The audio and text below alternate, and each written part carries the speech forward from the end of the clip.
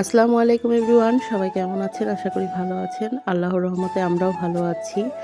আজকে ভিডিওটা আমাদের গ্রামের বাড়ি থেকে আপনাদের সঙ্গে শেয়ার করছি।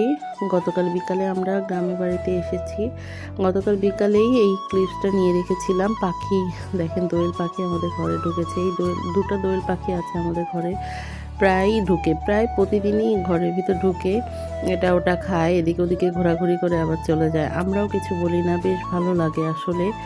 ঢাকায় তো পাখি দেখাই হয় না, শুধু বন্দি খাঁচায় পাখি, কিন্তু এখানে দেখেন ঘরের ভিতরে পাখি চলে এসেছে। আর এদিকে রাতে কিছু ক্লিপ নিয়ে রেখেছিলাম, কুয়াশায় চারিদিক কীভাবে অন্ধকার হয়ে আছে। এদিকে সকালে দেখেন আমাদের নাস্তার ব্যবস্থা করা হয়েছে। সকালে ছিল আলু ভাজি, রুটি আর ডিম ভাজা, সিম্পল নাস্তা আমাদের। আর এর সাথে এই যে ভোরে থেকেই আমরা আগুন তাপাতে শুরু করলাম। এত পরিমাণে ঠান্ডা ছিল, তবে এটা ভোর না, এখন কিন্তু প্রায় 10টা বাজে। তারপরও দেখেন চারিদিকে কতটা কুয়াশা, একরকম বৃষ্টির মতোই পড়ছিল কুয়াশা ঝিরিঝিরিভাবে।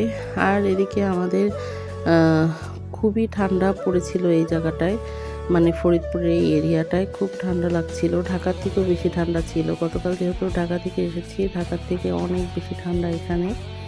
আর এদিকে দেখেন এই যে বাবা ফজরের নামাজ পড়ে আমাদের জন্য রস আনছে। আমাদের বাড়িতে খেজুরের গাছ আছে, সেখানে খেজুরের গাছ কাটা হয়েছে, কিন্তু এখনও আর কি রসের ব্যবস্থা হয়নি। তাই আর কি বাধ্য হয়ে বাবা রস আজকে কিনে আনলো, যেহেতু আমরা সবাই আবার ঢাকা ব্যাক করব। আমার ননদ এসেছে, ননদের জামাই ছেলে ওরাও আছে।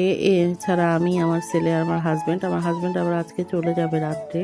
কিছুদিন পর এসে আবার আমাদেরকে নিয়ে যাবে। এই জন্যই আর কি বাবা তাড়াহুড়ো করে আজকে রস আনলো। আর একটু রসের পিঠাও বানাবে।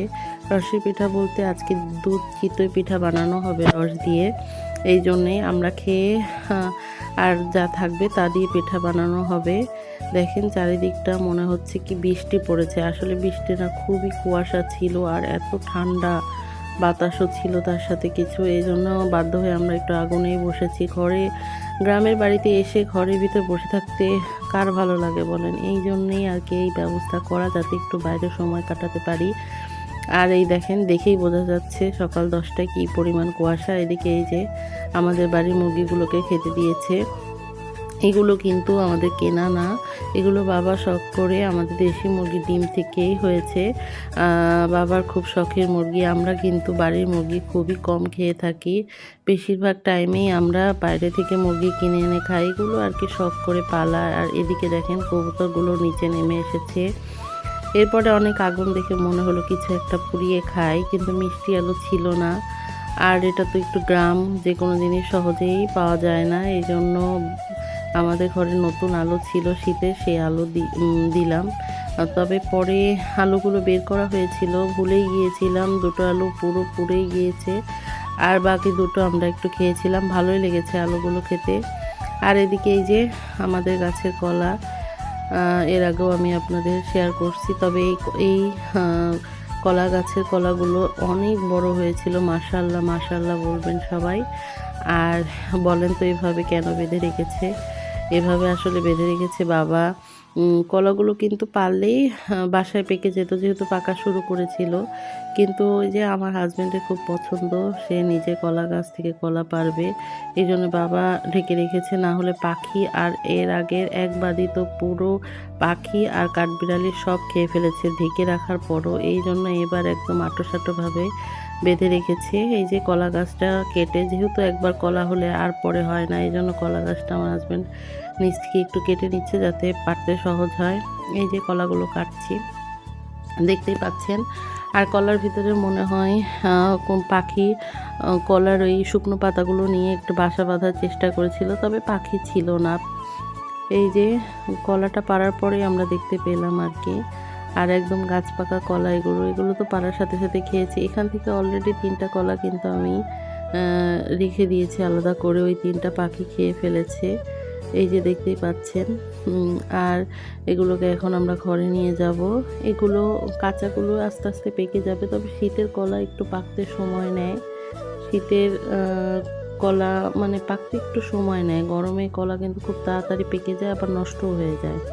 এদিকে যে আমার ননদের ছেলে আর ওর হাজব্যান্ড র্যাকেট খেলছিল, দেখেন অবস্থা। র্যাকেট খেলে এতটাই গরম লাগছিল, তারা জ্যাকেট ট্যাকেট সব খুলে ফেলছে। আমি আর কি বলতেছি এই ঠান্ডা জ্যাকেট ছাড়া, কিন্তু কিছুক্ষণ পর যখন আমিও র্যাকেট খেলতে যাই ভেবে মানে অবাক হয়ে যায়, আসলেও খুব গরম লাগছিল। পরে আমিও জ্যাকেট খুলে চাদর খুলে র্যাকেট খেলি। এই যে আমার শখের বাগান বিলাস গাছ, বাড়ি করার শুরুতেই আমি এই গাছটি লাগিয়েছিলাম। কারণ বাগান বিলাস গাছ আপনারা সবাই জানেন, যত পুরনো হবে তত দেখতে সুন্দর হবে আর তত বেশি ফুল হবে গাছে। এই জন্যে আমি শুরুতেই লাগিয়েছিলাম। তবে সাদা একটা বাগান বিলাস গাছও লাগিয়েছিলাম, তবে সেটা মারা গেছে। অবশ্য আমারই ভুল ছিল। আমি যতদূর পরে জানতে পারছি যে বাগান বিলাস গাছ শীতে লাগালে বেশি ভালো হয়, বর্ষায় অতটা হতে চায় না। এই জন্যই আর কি গাছের এই অবস্থা হয়েছিল।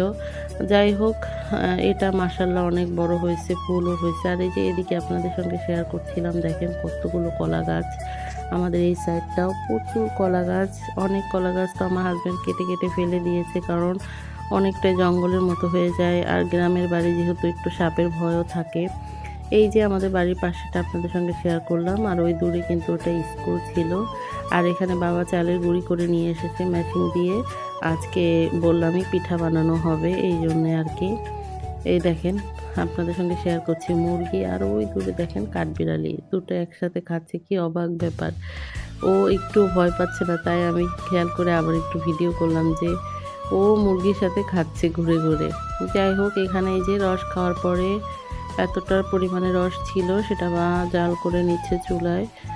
যেহেতু রস জাল করতে অনেক টাইম লাগবে, তাই চুলায় বসাইলো। আর একটা কথা কি, শীতে কিন্তু চুলায় রান্না করতে খুব ভালো লাগে। তবে আমরা প্রফেশনালি চুলায় সবসময় সব কিছু রান্না করি না, এই জন্য রান্নাঘরটা আমাদের অতটা গোছানো না। আর যেহেতু নতুন বাড়ি, আমরা আর কি কোনো রকম শুরু করছি। আর আমরা বেশিরভাগ টাইমে ছাদে রান্না করে খাই আসলে। এই যে দেখেন আলুগুলো যেগুলো আমরা পুড়িয়েছিলাম, এই যে দুটা একটু ভালো ছিল, এই দুটাই আমি একটু খেলাম, ভালোই লাগলো। এখন এই চালের গুঁড়িগুলো যেহেতু মেশিনে ভাঙানো, এগুলো একটু অন্যরকমভাবে প্রসেসিং করে বানাতে হয়। আগে থেকে অনেক পরিমাণে একটু হালকা কুসুম গরম পানি দিয়ে মানে মাখিয়ে নিতে হয় প্রচুর পরিমাণে। তারপরে 2-3 ঘন্টা যতক্ষণ পরিমাণে ভিজিয়ে রাখা যায়, তারপরে এটাকে গোলা বানিয়ে পিঠা বানানো হয়। এই যে আমি এখানে এক হাত দিয়ে আর কি ভিডিও করছি, আর আপনাদের সঙ্গে একটু শেয়ার করছিলাম। তারপরে এটাকে বেশ অনেক টাইম রেখে দিয়েছি। এই যে এই চুলায় তরকারি, আর ওটায় ওই যে রস ডাল হচ্ছে, আপনাদের তো দেখালামই আগে। এদিকে দেখেন আমাদের কবুতরগুলো, মাশাআল্লাহ আমাদের কিন্তু মাত্র 3 জোড়া, সম্ভবত 3-4 জোড়া কবুতর থেকে এতগুলো কবুতর হয়েছে। আপনাদের সঙ্গে আমি একসময় শেয়ার করব। ছাদে অনেক কবুতর, এখানে তো মাত্র 2-3 জোড়া নেমে এসেছে, কিন্তু বাচ্চা হয়েছে অনেক, সেগুলো তো নামতে পারে না, ওরা উপরেই থাকে। আর এখানে মাঝে মধ্যে 1 জোড়া 2 জোড়া করে নামে, ওরা নিচে এই যে মুরগিকে খাইতে দিলে ওগুলো এসে খায়। আর এই যে বাবা কিছু ফুল গাছ এনে রেখেছে দেখলাম। প্রতিবার আমি শীতে ফুল গাছ লাগাই, তবে এবার শীতের শুরুতে আমার আশাই হয়নি, এই জন্য ফুল গাছগুলো লাগানো হয় না। এদিকে বাবা কিনে রেখেছে, কিন্তু দুঃখের বিষয় এবার আর বাগানে লাগাতে পারেনি, কারণ বাগানে আগে যেগুলো ছিল সবগুলো মুরগি খেয়ে নষ্ট করে ফেলেছে। এটা ফার্মি জাতের মুরগি, দেশি মুরগির মতো না, এগুলো আসলে প্রচুর পরিমাণে গাছ নষ্ট করে। এখন কোন গাছ কোনটা তাদের পছন্দ হবে, পুরো শেষ। এই জন্য বাবা রিস্ক না নিয়ে আমাদের ছাদের উপরে রেখে দিয়েছে। সামনের যে ছোট্ট ছাদটা, সেখানে ফুল গাছগুলো রেখে দিয়েছে, যাতে করে মুরগি নষ্ট করতে না পারে। আর কবুতর ওরা আসলে মাশাআল্লাহ খুবই ভদ্র কবুতর আমাদের। এই দেখেন পাশের এই যে জমিতে মসুর বুনিয়েছে, এখানে কত পরিমাণে পাখি, দূর থেকে আরও বেশি দেখা গেছিলো। যেই আমি কাছে এসেছি অনেকটাই উড়ে গেছে। আর এখানে দেখেন লাউ আর মিষ্টি কুমড়া মাচা, ভালো লাগতেছিল। আমরা এই পাশে আমাদের বাড়ির পাশে যে জমিগুলো, সেগুলো ঘুরে ঘুরে দেখছিলাম। এগুলো অবশ্য আমাদের না, অন্যদের জমি।